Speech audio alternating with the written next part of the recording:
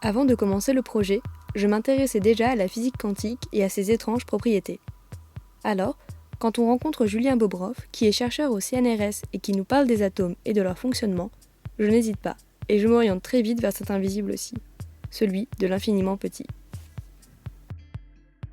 Je me préoccupe rapidement de la transmission de ce savoir. Comment peut-on raconter les sciences et les expliquer ? Je me tourne naturellement vers la science-fiction, classique et contemporaine.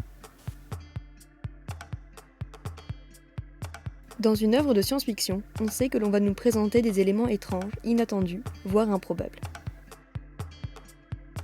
C'est grâce à cela que l'on peut emmener un lecteur réceptif dans l'univers contre-intuitif de la quantique.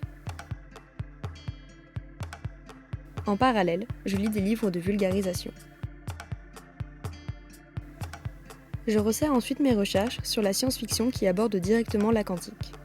Il y en a peu, et je découvre alors le travail de Xavier Cousin. Il rédige en ce moment sa thèse sur la physique quantique dans la littérature. Nous échangeons des mails et il me met en garde contre la science-fiction quantique, qui a souvent tendance à exploiter des théories douteuses, ou bien qui noie sa narration sous une montagne d'explications indigestes.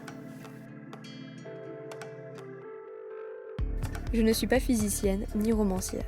Je ne veux donc pas faire un roman qui explique la quantique, mais plutôt un écrit qui sensibilise au monde étrange du tout petit.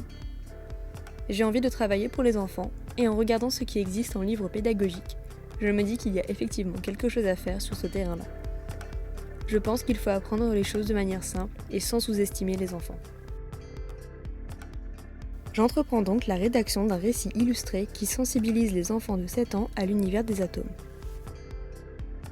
Ce que je veux transmettre, c'est la granularité de la matière. Tout est fait d'atomes.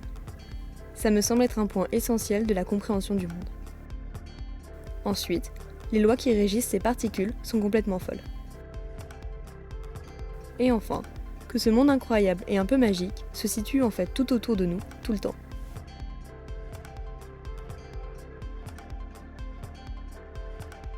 Afin de sortir des représentations normées traditionnelles, je mets en place un univers graphique coloré aux formes simples.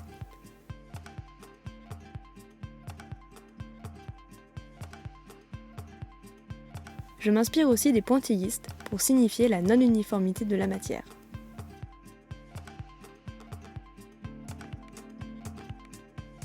En même temps, je commence à élaborer mon personnage quantique, celui qui représente les corps de moins de 1 nanomètre. Je voudrais retranscrire les caractéristiques du monde quantique dans le dessin, tout en gardant un côté anthropomorphique. Entre les indications scientifiques de Julien Bobroff et celles de l'illustratrice Emma Berthaud, je mets au point ce personnage.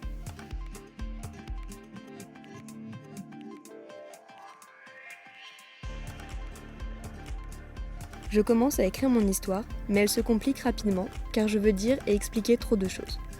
C'est grâce à mes discussions avec Corinne Bouquin, qui est doctorante en histoire du livre jeunesse, que j'arrive à recentrer mon propos. Avec elle, je redécouvre aussi le terme album, qui correspond bien à mon intention. L'album est une forme particulière du livre où l'image a autant d'importance que le texte. C'est un livre de 34 pages que l'enfant peut lire seul ou accompagné d'un adulte. La collection pourrait se poursuivre dans d'autres mondes invisibles, les odeurs, les pensées, les sons, etc. La version papier est complétée par une version numérique animée.